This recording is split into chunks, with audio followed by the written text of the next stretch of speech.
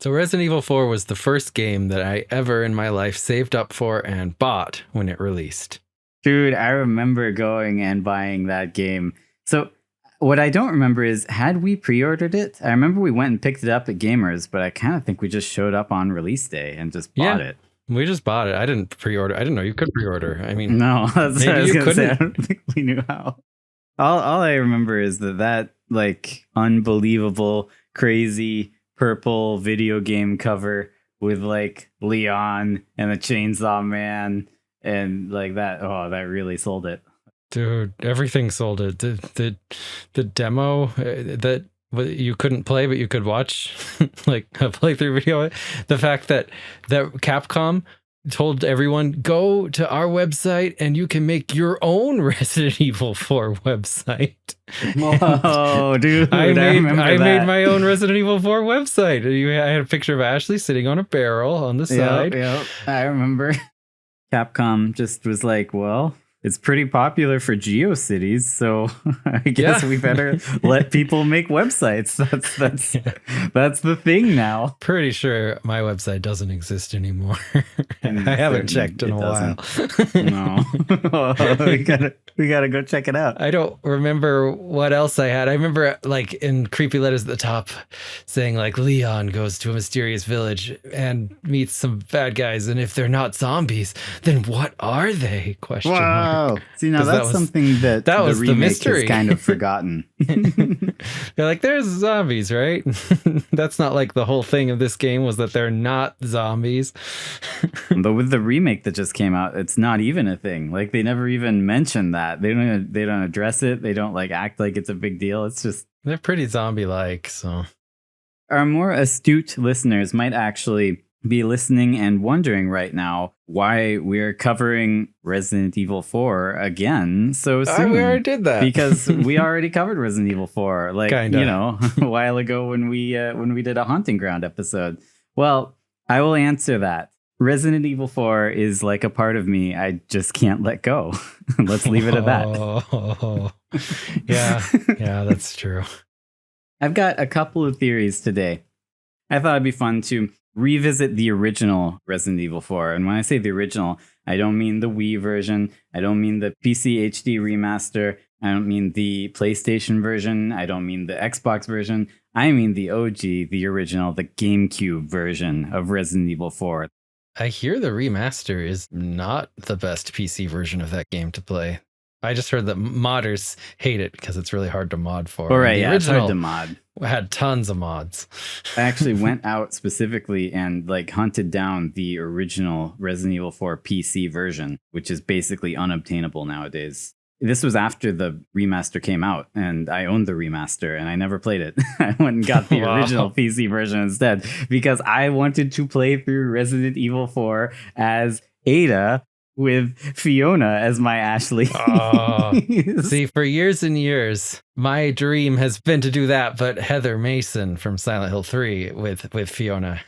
Yeah, I think you could probably do that too. I wasn't able to find a Heather mod though. It used to be one of the more popular mods, but those mods have all disappeared now. So. Well, I mean, hey, Resident Evil 4 remake is Mod City, dude. We're gonna see Heather mods again, maybe. Well, we did already. I modded my Ashley so she was wearing Heather's outfit from Silent Hill 3, but so that she had the face of the old Ashley from the original Resident Evil 4. Wow, even better.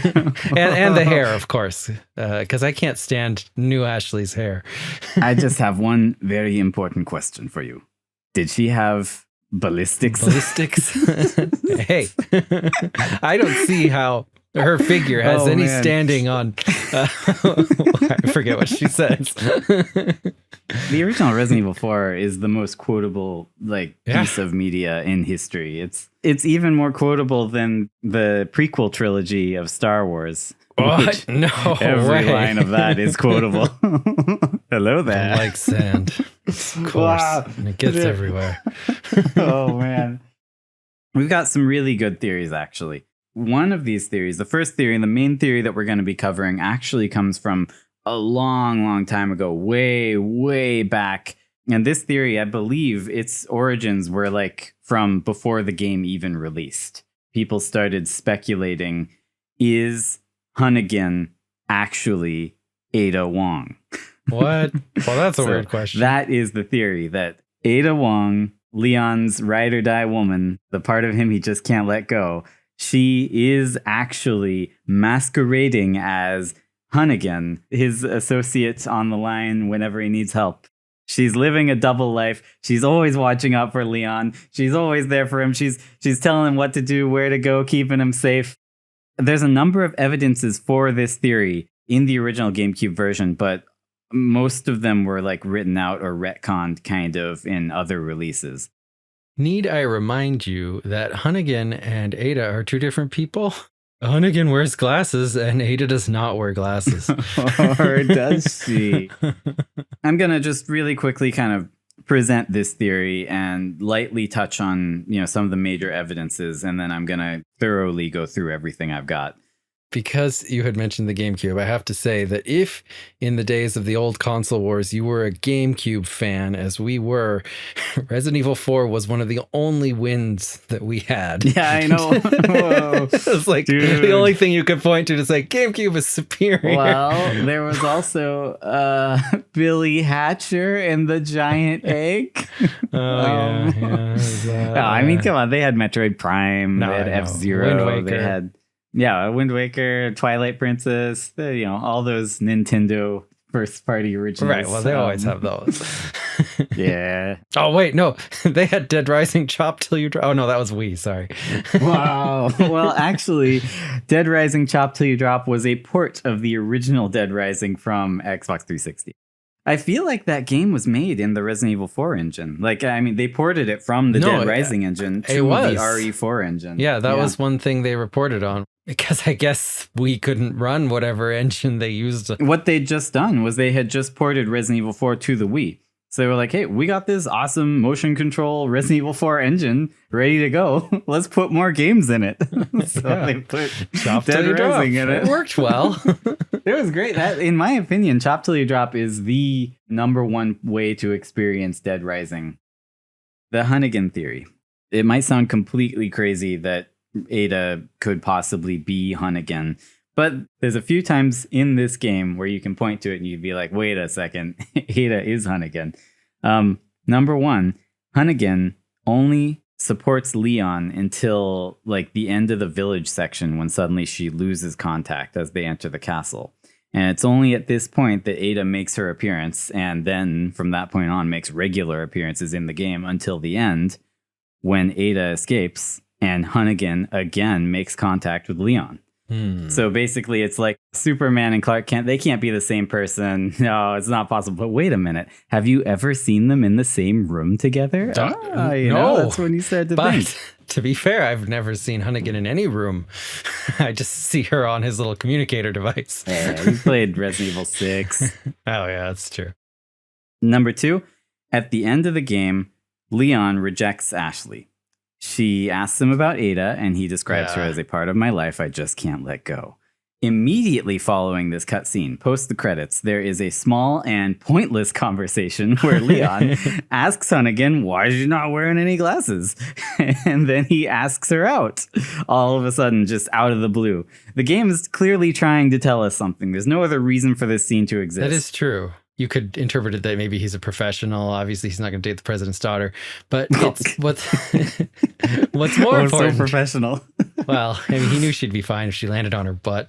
So he didn't need to let her down easily. So he just says sorry. It's one word. Do a little just throws overtime. Her out like yesterday's garbage. By the way, he's a lot nicer at letting her down in the remake. He's just way nicer to her in general in the remake. In the original, he does the bare minimum of interacting with Ashley. Yeah, they barely talk at all. Conversations. He just orders her around. Wait, follow me. Wait, follow me.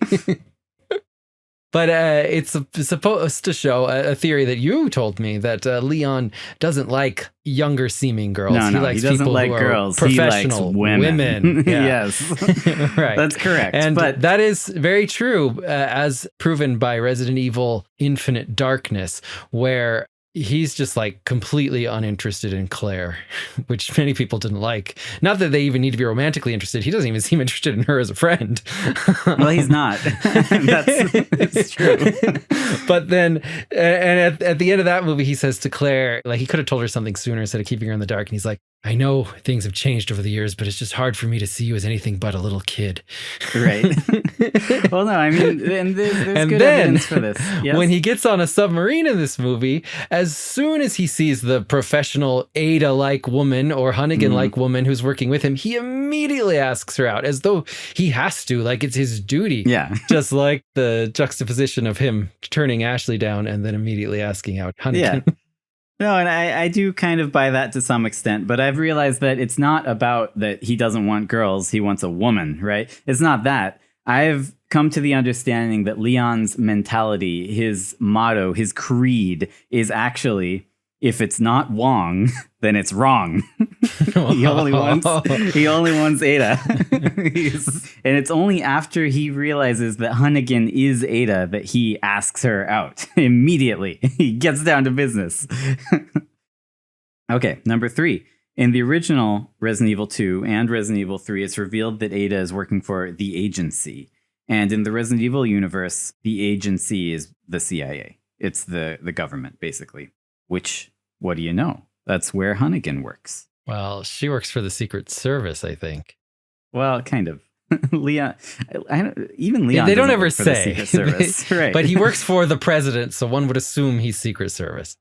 Furthermore, in Resident Evil 3 and Resident Evil 2, it is implied that Ada is not her real name or her persona, and that she will be changing her identity following the incident in Raccoon City.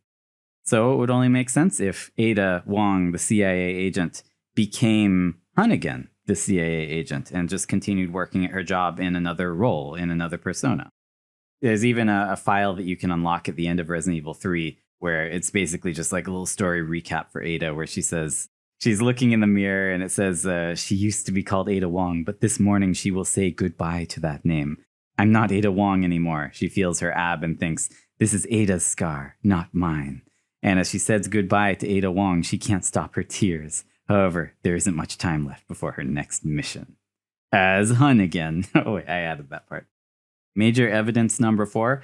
The GameCube version of Resident Evil 4 released with a companion story called Assignment Ada. Now, Assignment Ada, just like Resident Evil 4, it was overseen and directed by Shinji Mikami, the game's director and the series creator. In all following releases of Resident Evil 4, Assignment Ada was decanonized and replaced by another companion mission called Separate Ways. Shinji Mikami didn't have anything to do with Separate Ways. We're only interested in the Mikami-verse. Exactly, yes. There's a few parts of it that make the theory that Ada and Hunnigan are the same person impossible, basically. But that wasn't intended by the creator of this game, by Shinji Mikami.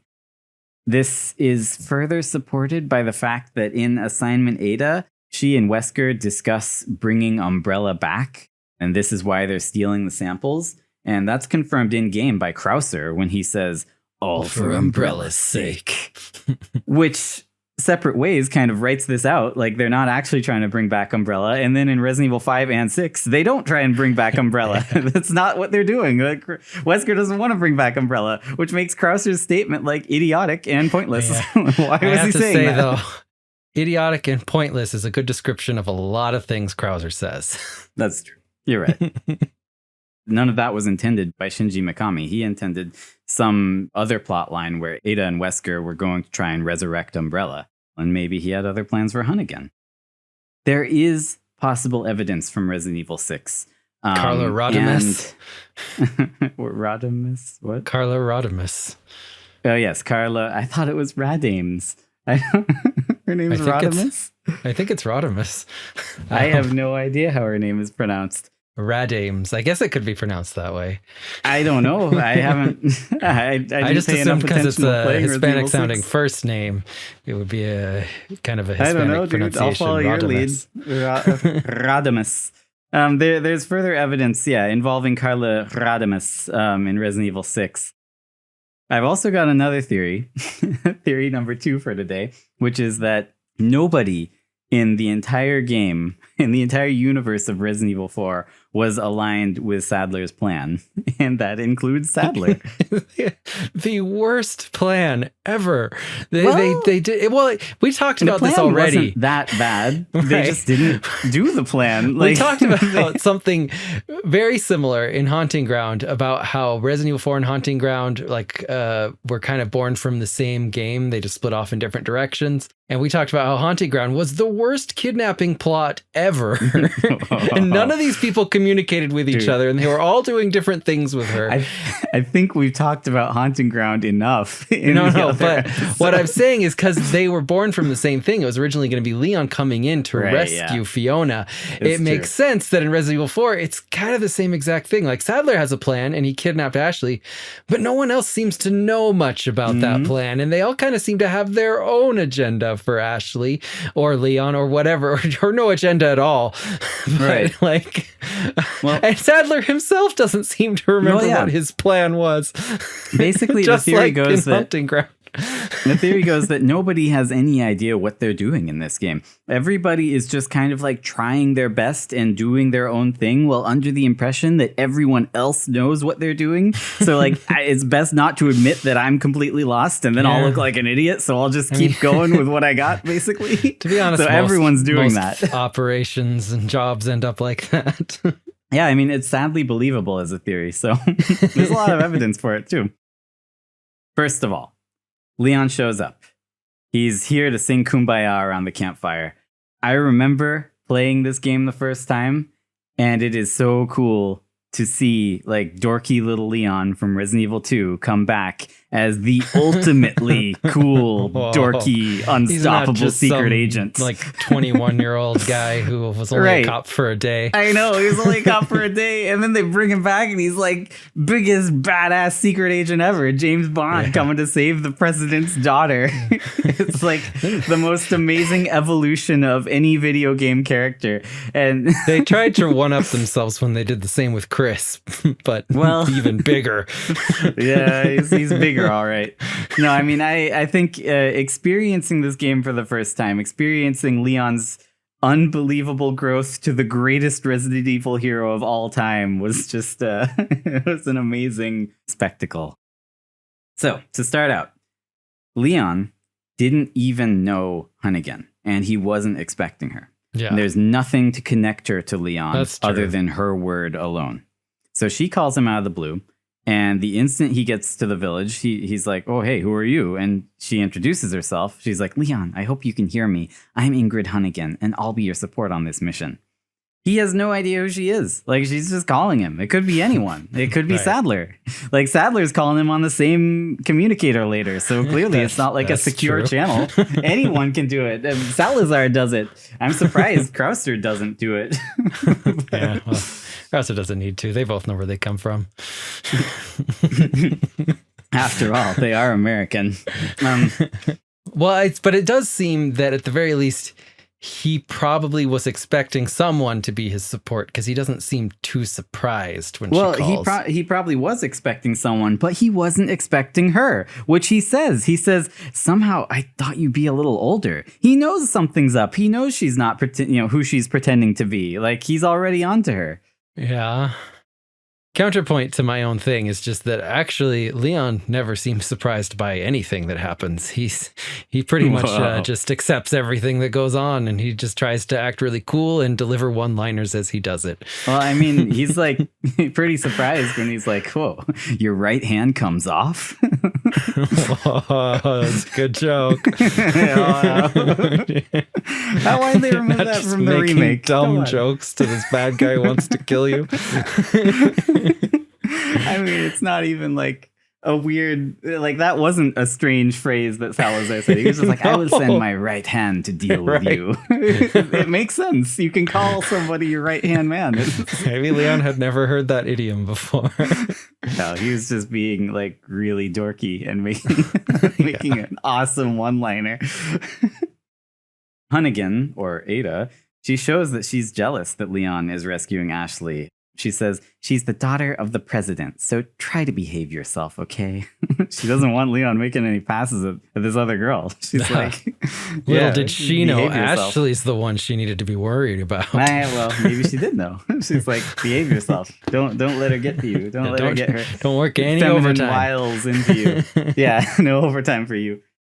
In his pursuits to save Ashley, Leon crosses paths with Chief Mendez, the village chief, the big cheese. Whoa. He confronts Leon after Leon has been infected with Las Plagas, which is basically the equivalent of the C virus or the G virus or the T Veronica virus. Right.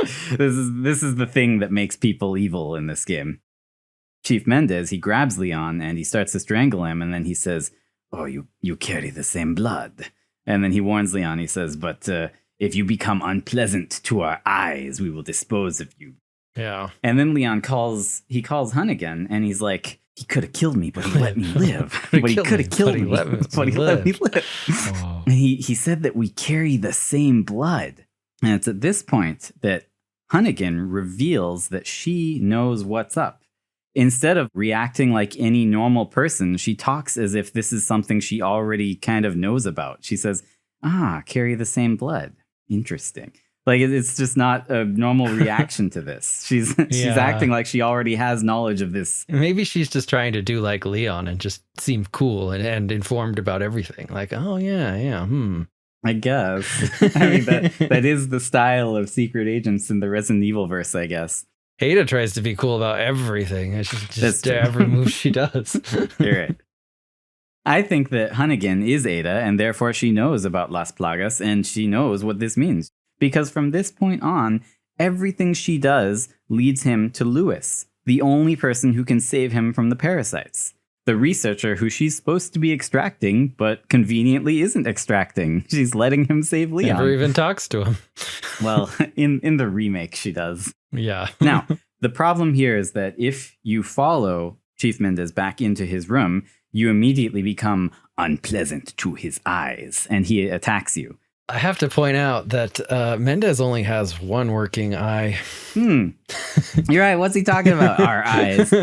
I mean, I guess when Sadler becomes like a spider monster at the end, he has like an eye on every leg and one in his mouth. Yeah, so maybe that's our eyes. He's like all of those eyes that Sadler has. All of them. Man, Sadler was just rubbing it in Mendez's face. He's like, "Look what I got! I got so many eyes. You only got one." Mendez is like, "Oh, can I at least use my eye as like, I don't know, a key for a door?" He's like, "Okay, all right. But you have to turn into a centipede when you fight Leon." Whoa. But yeah, the problem here is that Ada shows up with her grapple gun and shoots Mendez to get him off of Leon. She knows how dangerous Mendez is. She was just watching out for Leon, and he called her. So, like, from the rooftop, she answered it. And then she heard him stupidly go back in, so she, like, hung out the window and shot the guy. It's pretty simple. I don't think it's that hard. Now, I'm going to fast forward. Leon, he saves Ashley. He loses Ashley. He saves Ashley. They get into the castle. He saves and loses Ashley a few more times. And then... That happens a lot. This all but proves the theory. When Ada shows up in the castle and confronts Leon, she's wearing glasses. And not even normal glasses. They are red glasses, just like Hunnigan's glasses. Now, Ada never wears glasses, ever. She's never worn glasses before or since this. So why would they have her wearing glasses right here? Well, isn't so she can take them off and throw them and then... That's right. And it's important that Leon does not recognize her until she takes them off. He literally doesn't know who she is. Like, he's just trading quips back and forth and being like, "Next time, use a knife. It's better for close encounters." He doesn't know who she is at all. He's just walking away. And then she removes her glasses and says, "Leon, long time no see." And then he gapes at her and is like, "Ada, so it is true." Like, he had no idea who she was. He cannot recognize Ada when she has glasses on, which is great for this theory. Because if she put on glasses and called him on the phone, even a video phone, he'd have no idea who she is. Therefore, Hunnigan with glasses on must be Ada. This conversation continues, and she's like, what do you mean? True? True about what? And he's like, you working with Wesker. How could he possibly know that? And also, apparently, he knew that she was alive, even though, as far as he knows, she's dead. He's not surprised she's alive. He's not surprised she's here. He's surprised because the fact that she's here means to him that she's working with Wesker, which means that he knows Wesker's here. But how? Like, nobody even knows Wesker's alive. Like, this is the weirdest thing ever. I guess Chris knows because of Veronica. This is after T. Veronica, and we know that Claire instant messages Leon on the computer in Code Veronica, so they are in contact. So it's feasible he knows Wesker is alive, but neither Claire nor Chris knew that Ada was working with Wesker or that Ada was alive. Yeah. Well, no, actually, Claire might know she's alive because she throws down the rocket launcher and says, "Use this," and she's like, "Who are you?" Yeah, who are you? She never met Ada before. Who the heck is this? This scene ends in like the greatest possible way with her dropping her glasses to the floor, where they flash a warning message that says, "Warning, about to explode." Which is a really good warning message. Yeah. And then right before they explode, they change the message to just say goodbye. Yeah. We're introduced to Krauser. Krauser, it turns out, is working with Ada. He's also working with Sadler, and he also used to work with Leon. So Krauser, oddly enough, despite being like the new guy and just being introduced in this game, he is like more connected to everyone else in this game than anyone else. Yes. There's a cutscene that I'd almost forgotten where Krauser and Ada are having like a little squabble about who Wesker likes better. Yeah. So he says, "Just so we understand each other, I don't trust you, nor does Wesker." And he says, "If you try to do anything clever, I will kill you." And then she says, "Is that so? You know, I met Wesker long before you." And then he says, "We'll see soon enough if you did." Which I don't even know how that's a response to that. Either she did or she didn't. This is not like... They knew they had to trade quips, but they knew those quips could not be particularly clever or he'd have to kill Ada. Because if she tries anything clever... You're right. It's true. It was in the dialogue. I just love that they're like, you know, Wesker doesn't trust you. And she's like, "Oh, yeah, I know Wesker way more than you know Wesker." And he's like, "Nuh-uh." It's a great conversation. That's a classic Resident Evil conversation. They basically have no idea what the other's talking about and are just trying to seem cool as they say things. I was left wondering why this scene even exists in the game. Why would it show Krauser and Ada bickering? Except that it's kind of like, I guess, showing that he thinks she's maybe not completely committed to Wesker's plan. Yeah. Which there's good evidence of, especially if you include the remake. There's great evidence of that. Not too long after this, there's a scene where Ada connects with Leon on the island just to make sure he's safe. And Leon shows his gratitude by strangling her. He's actually being controlled by Las Plagas. But I mean, he did say she's a part of his life. He just can't let go. So he can't let go. It's like, I gotta hold on. You gotta hold on to her neck.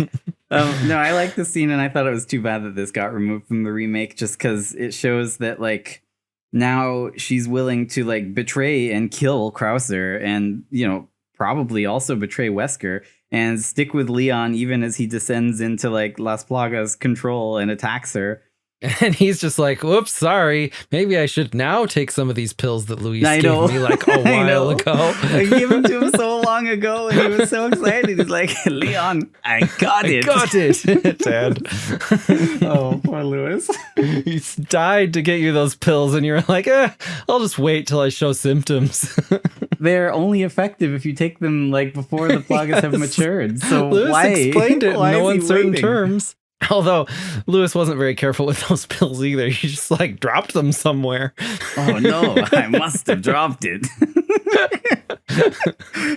What is Luis doing? But yeah, basically right after getting strangled, Ada's immediately like, "We need to find a way to get these plagas out of you." And then she gets to work. Like she leaves the room, gets a jet ski, puts it there for Leon, gets a rocket launcher, gets a Plaga sample, and then goes and saves Leon from Sadler so that Leon can save Ashley. Like, she's just doing everything for him from now on.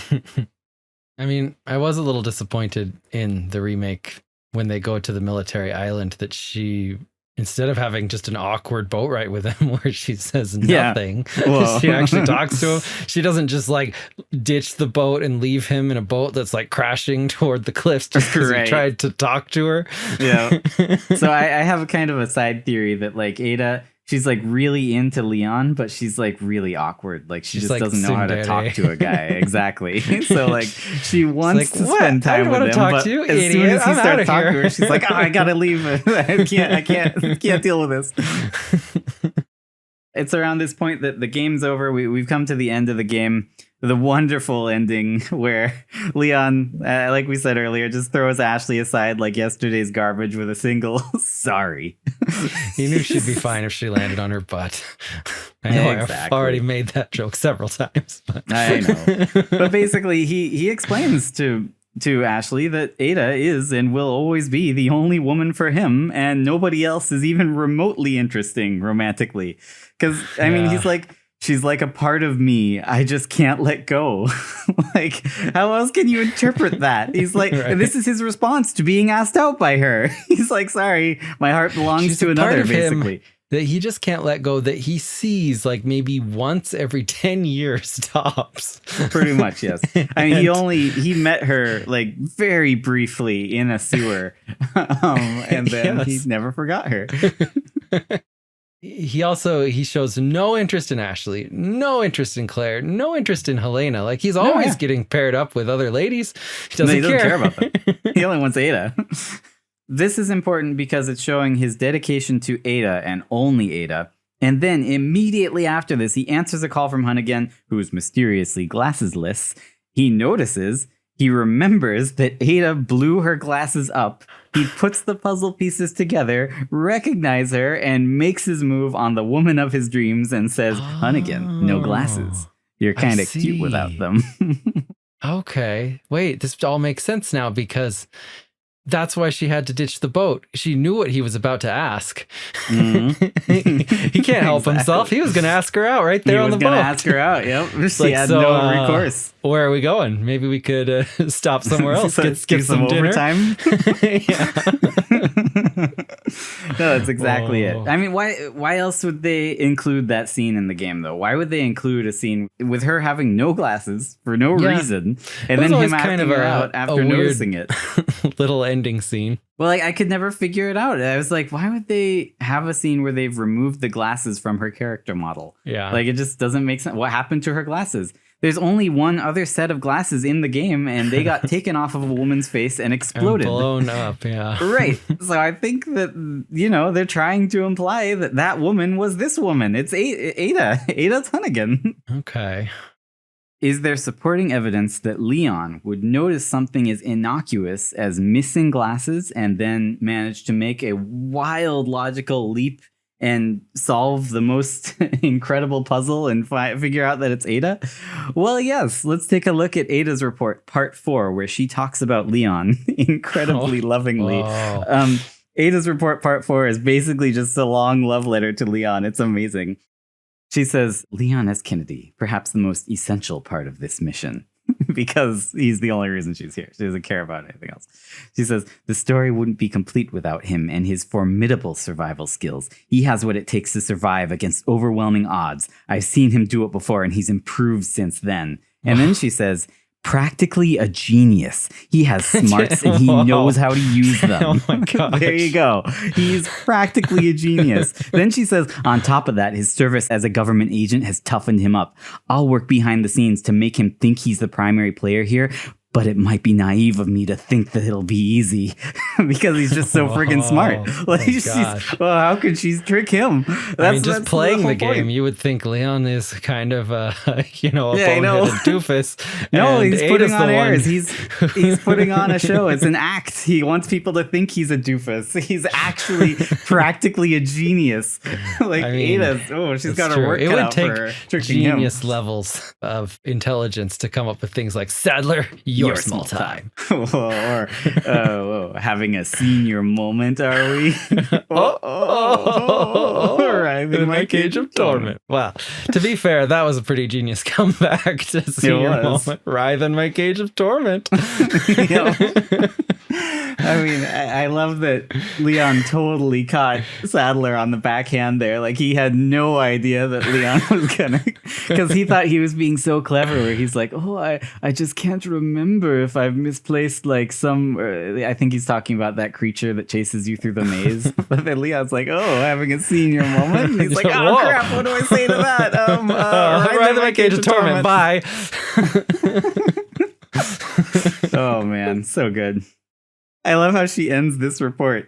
She says, I don't think I need to worry. Leon's been through worse and always comes up smelling like roses. I don't know if he's really been through worse. I guess Raccoon City's worse because it did get nuked. Right, I guess. So. But he got out like well before that. It was Jill who really had to worry about that. Yeah, Jill was right in the frying pan for that one.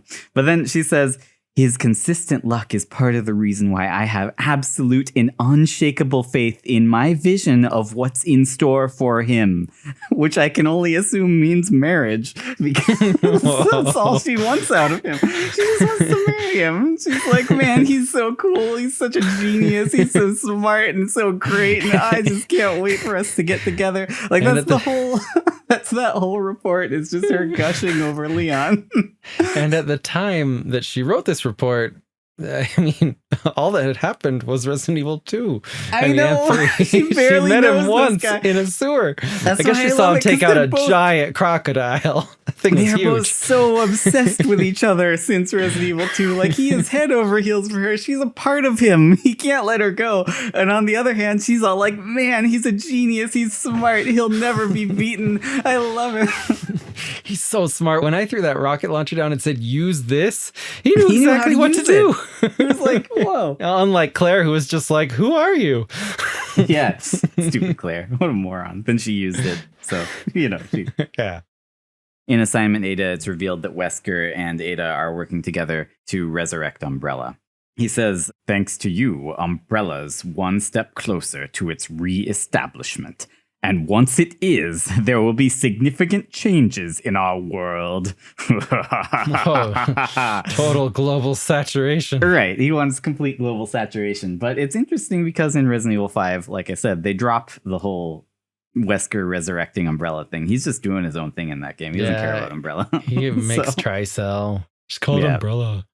When Ada calls him, the first thing he says to her is, punctual. I like that. He must have learned his flirting from the genie in Aladdin. Punctual. Well, I think he's probably come to value doing things on the right time, because in Resident Evil 1, when the tyrant kills him, he's like, premature.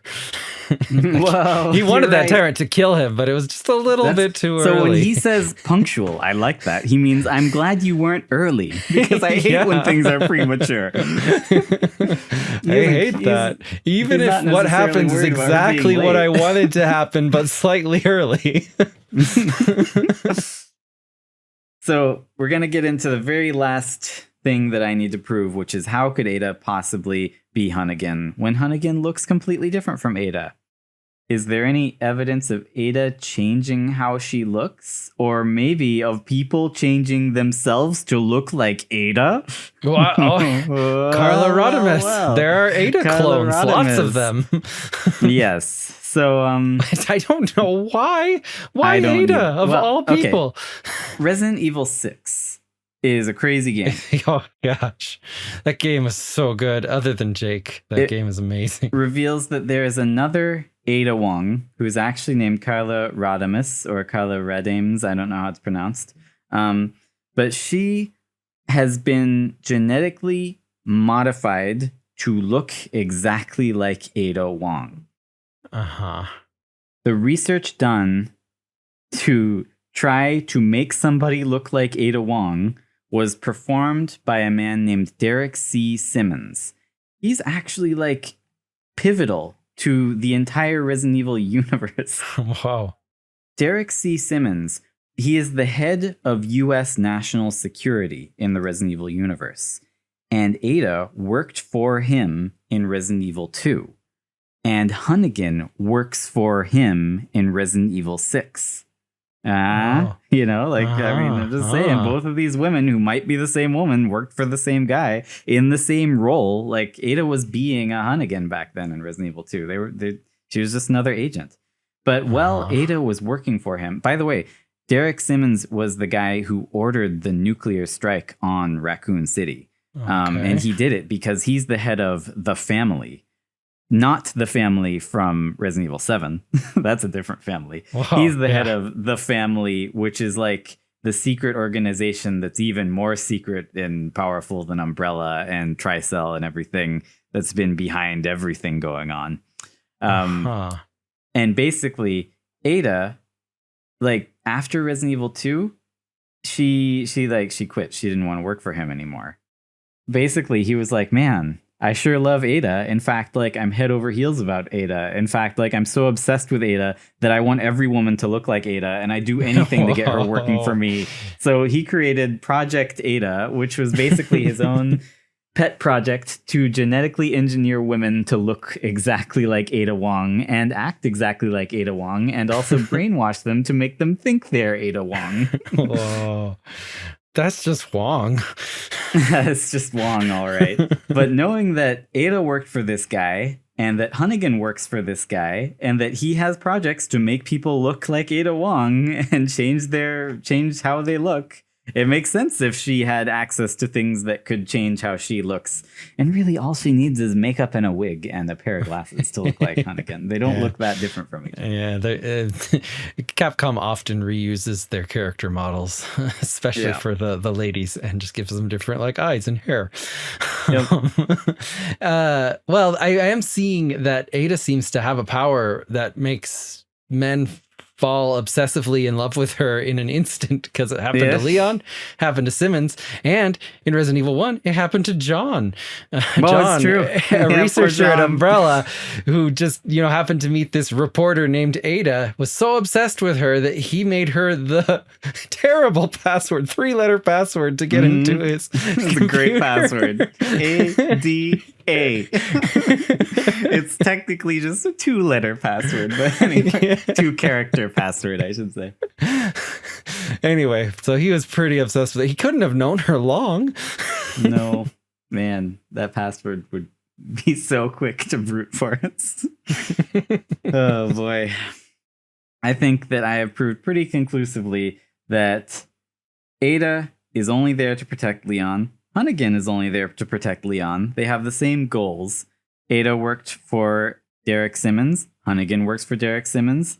They both work as an agent for the agency, which is the CIA. It's the US government.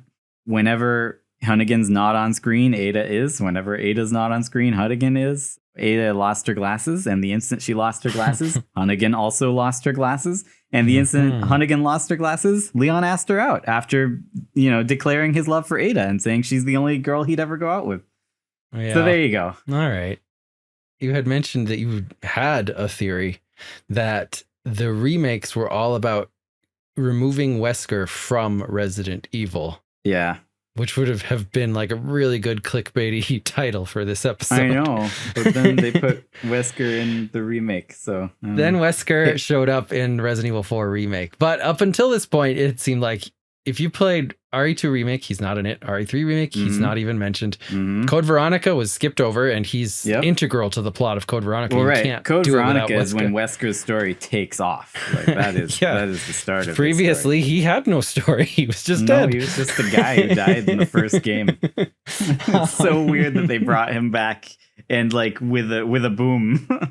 They were like, that guy with the slick back hair and the glasses, he's just too cool to stay dead. He was just too cool to stay dead. Wesker is so cool. Who else could say Chris this way? Like that. Yeah.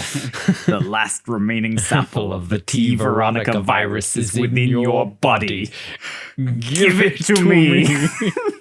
She can't, dude. It's within her body. Well, what's she gonna do? Just her blood. You hold out your hand. Give it to me.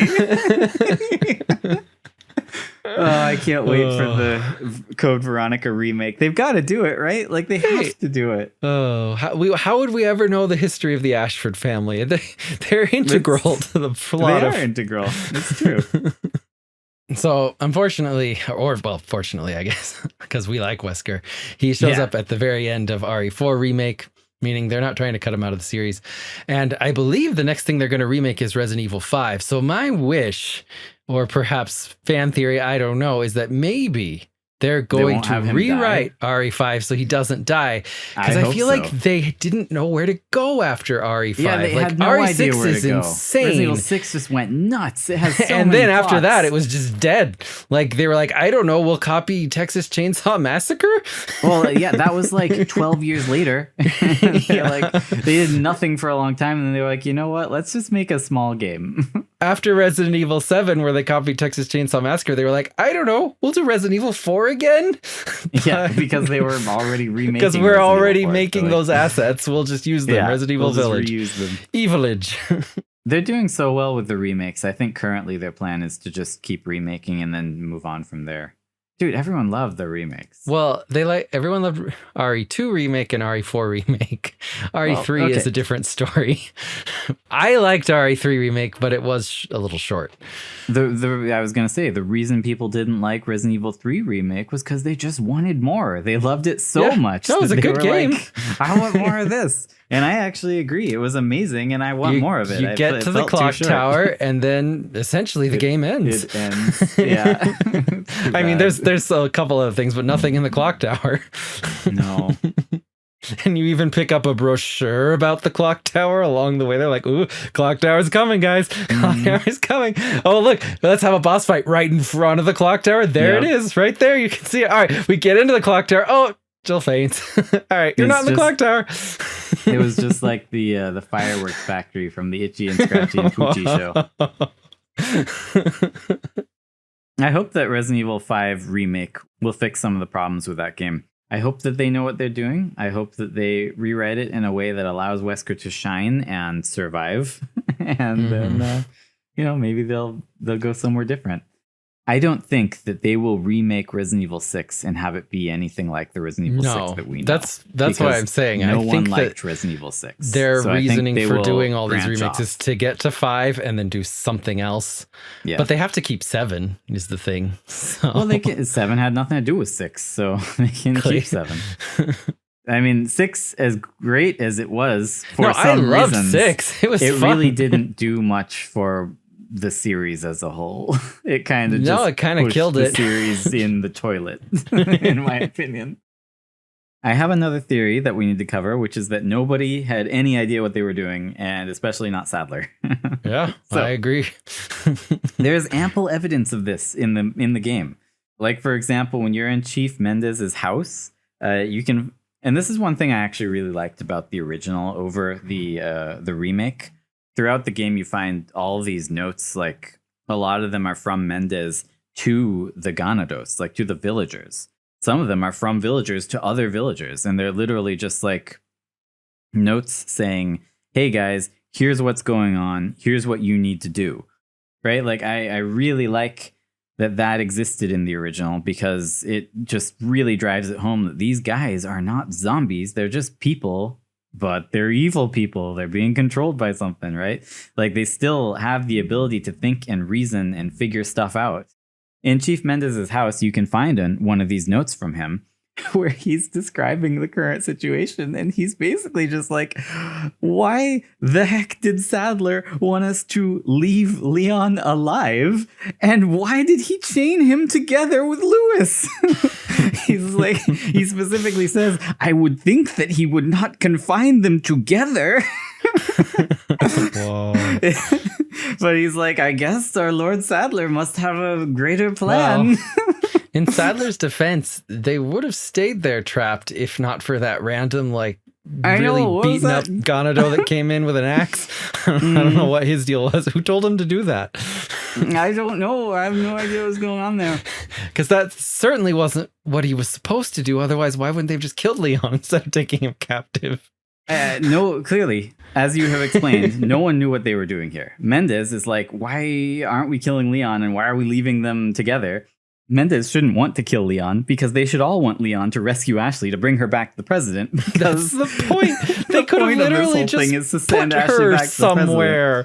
Right. They don't need to get her back. Yes. So Chief Mendez is clearly not aligned with the plan. He's already questioning Sadler, but he's like, I guess he knows what he's doing, but I want to kill Leon.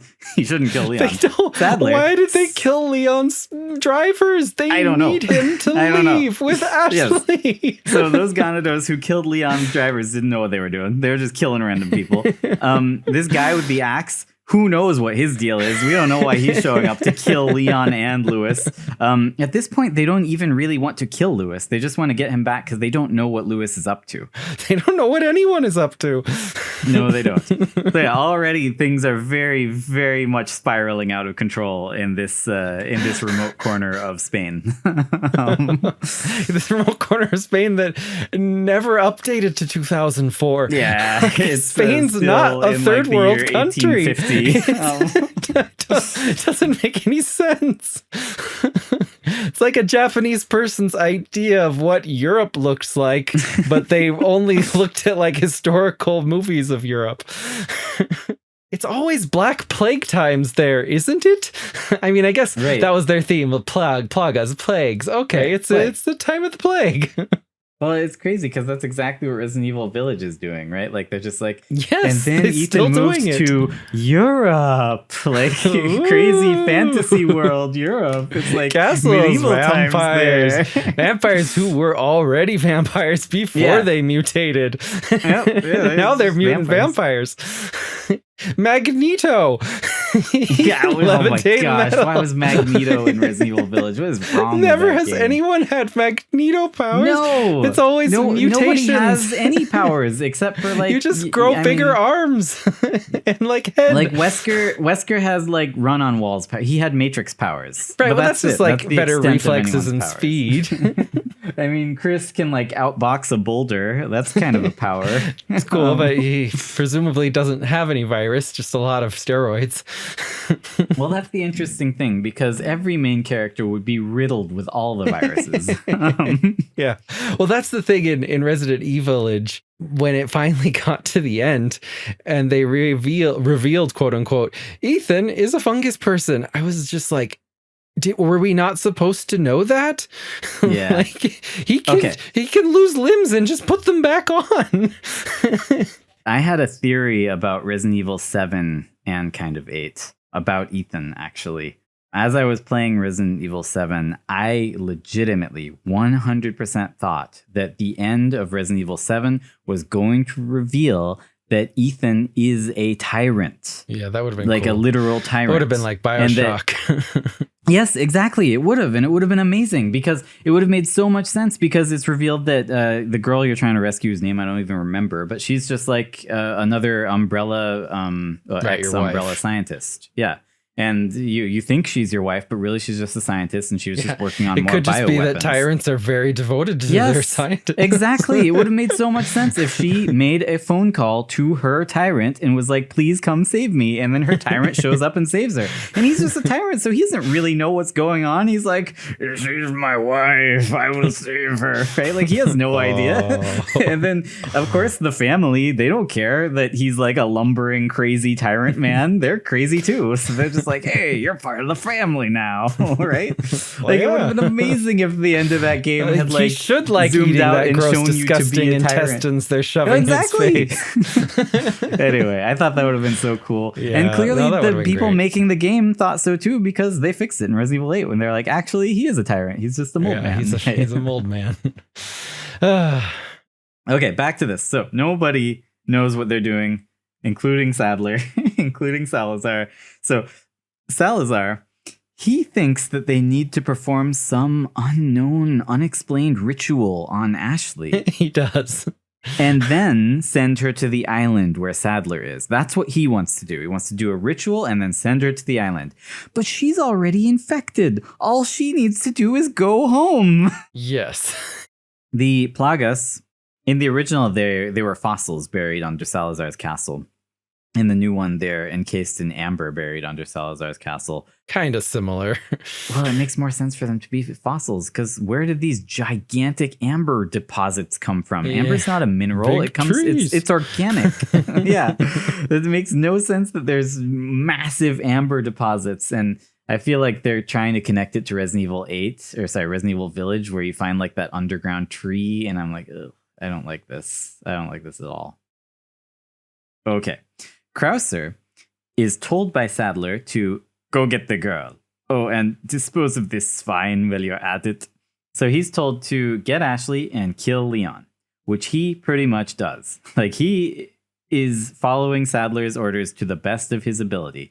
Getting Ashley is easy peasy. He just shows up with a boat and brings her back. So that's no problem at all.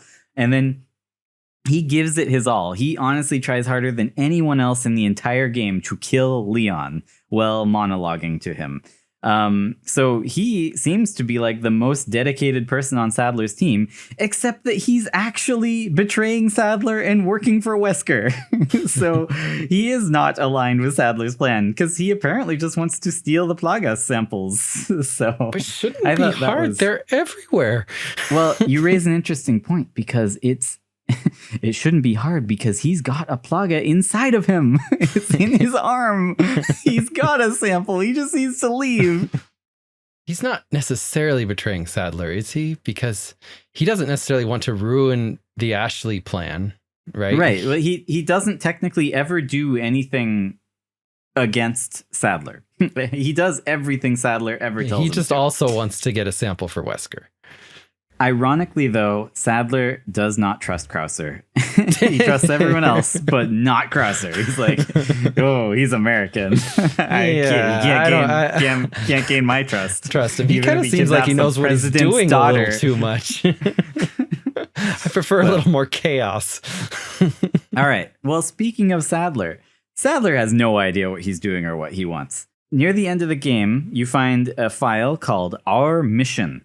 It indicates that the master plan is to influence the minds of the people who advise the president, or, failing that, send in our special forces with which we will infiltrate the country from within. What? I have no idea what that's implying. He doesn't have any special forces. What's he talking about?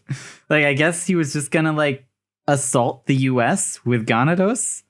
I guess. I don't think he has quite that many, and also it's not a virus. Well, unless this was meant to be like a covert operation where he's just gonna immigrate everyone to the US and infiltrate from within. I don't know. Still, but, he'd be better off using like a T virus if that's what he wants, because these plagas are not self-replicating. He's only got a finite number of them. We don't actually know how they reproduce, but yeah, as far as we know, they're just, all he has is the fossils that he was able to dig up. Interestingly, though, either of these plans would function best if an infected Ashley returns home, because then he could control her and thereby control the president. So sending her back with Leon straight from chapter 1 would have accomplished his mission. Yes, very much quite so. easily.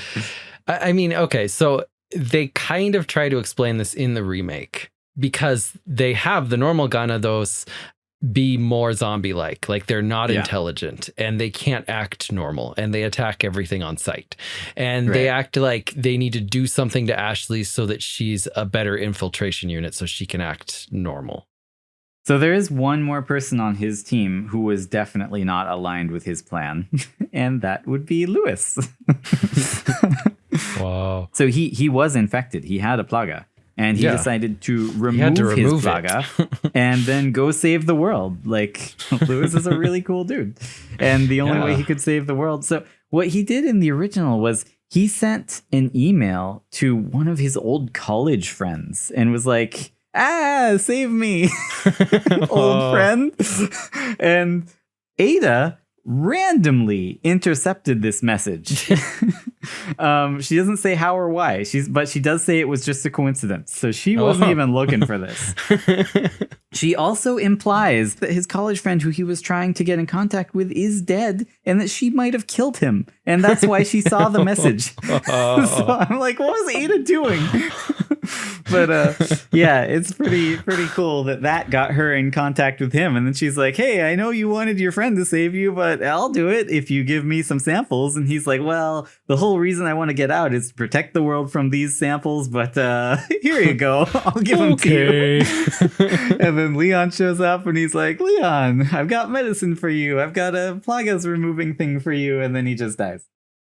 Lewis in particular was changed a good deal from the original to the remake. And I really liked that in the original, Lewis and Leon were both former cops. Yeah. I thought that kind of allowed them to connect better. Yeah, like an instant connection. Also justified Lewis being able to fight and stuff. Everything about the meeting, like the beginning of Lewis, is better in the original. Like the way they escape the trap, how they work together rather than Lewis just like abandoning him, and how he asks like, for a smoke. So he's as nonchalant as Leon, like being tied up and gagged. Self-describes himself as a ladies' man. You gotta smoke. I'm a bit of a ladies' man. Right. That is all great. But the remake does better the latter half of Lewis, which is kind of non-existent in the original because he just dies. Yeah, it's completely non-existent. Well, it's a real shame in the original because like they have this great character set up, and then he shows up again. First, he's like, "Oh no, I dropped it."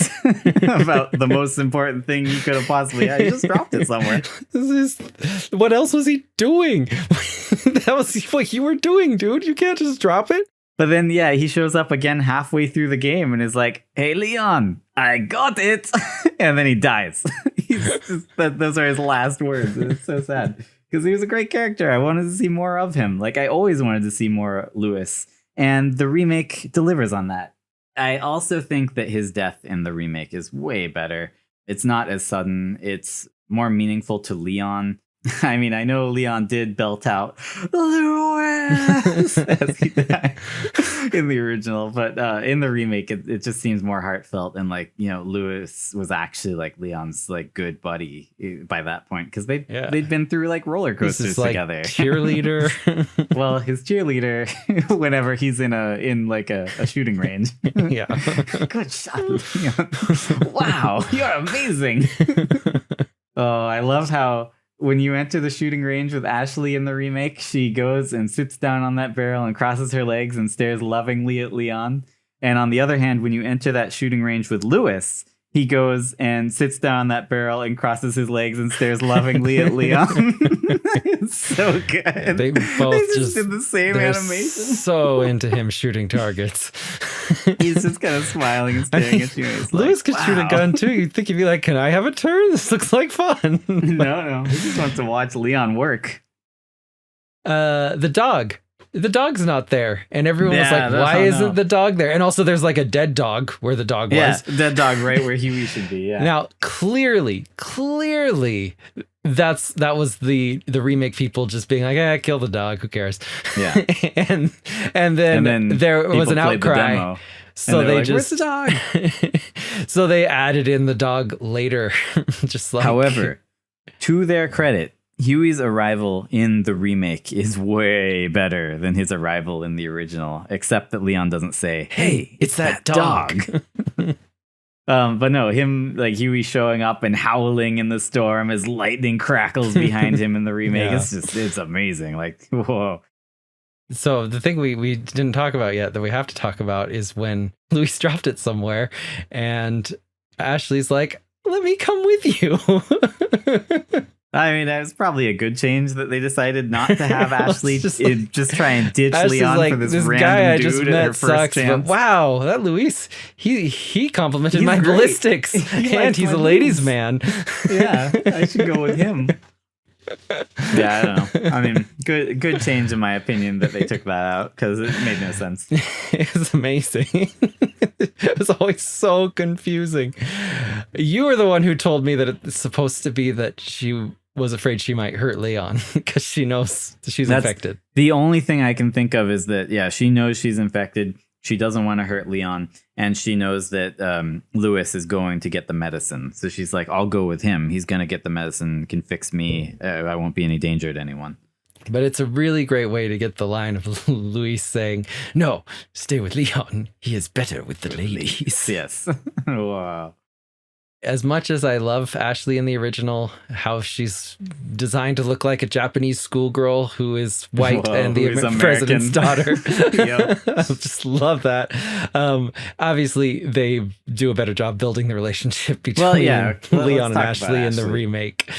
In the remake, they really clearly put an effort into having Leon and Ashley, they're friends. Have actual like a relationship built up between them, and like she clearly likes him, and he maybe kind of likes her, but mostly it's the mission. But he does like her as a friend. He never drops her on her butt.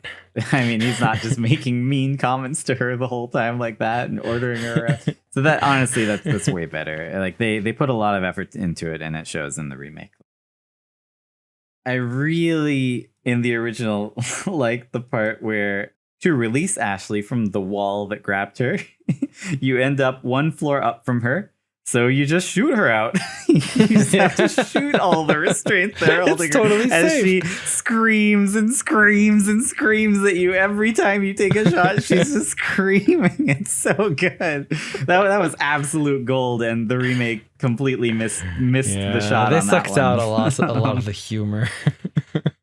Dishonoring the legacy of poor Mike, having him die now to Novistadors, the weakest enemy in the entire game. Weakest enemy in the original, he died to a rocket launcher, the thing that kills the most powerful bosses in all Resident Evil Only games. A rocket launcher could take down Mike. It's Mike. Oh man, poor Mike. In the remake, is Krauser actually working with Wesker and Ada? Because in the original, they make that completely clear. But in the remake, I don't even know which one knew Wesker longer. Yeah, seriously. They removed a very important scene. Soon enough. In the remake, I think it sucks that they cut Ada out of the Krauser-Leon knife fight. Also, none of the lines in the remake hold a candle to... Right, well, yeah. You may be able to prolong your life, but it's not like you can escape your inevitable death.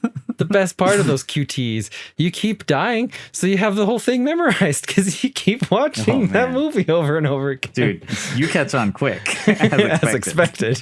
After all, we both know where we come from.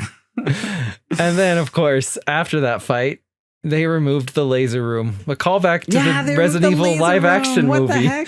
The most iconic moment of the first live-action movie, which was for some reason in the game. I think because the live-action movie had come out recently, and they were like, it's fun.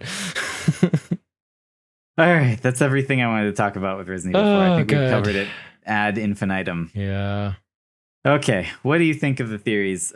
Is Ada actually Hunnigan? Do you believe it? Yeah. Was that the intended way? Believe it necessarily, but I did really like the evidence with the glasses. That's true. Awesome. It's got to mean something. The Hunnigan missing her glasses has to mean something. I always thought so, and now we know. Is everyone in this game just kind of like doing their best to fit in while nobody actually knows the plan? Yeah, Do you believe clearly, that theory? Sadler's the worst offender of this. The mastermind of the plan. He is just give her back. They brought a van. No, she's mine.